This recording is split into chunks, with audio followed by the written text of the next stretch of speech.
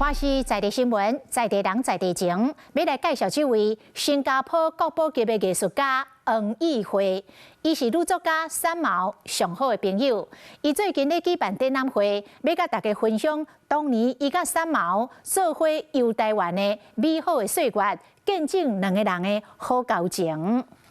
新加坡国宝级艺术家黄义辉老师举办唔通告别三毛甲我的台湾记忆展览，用音乐甲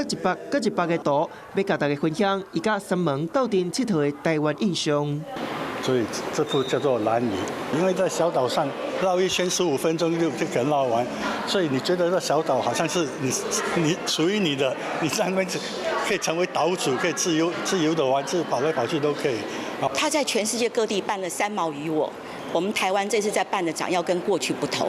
所以我就希望说，让我们这个年代的人共同的记忆三毛，可以在这个画展当中，在他们故事当中找到我们大家彼此共同的回忆。黄义辉老师为2019年开始，每2冬拢会办一摆三毛主题创作展览，要带领民众倒转去迄个充满理想甲浪漫的年代。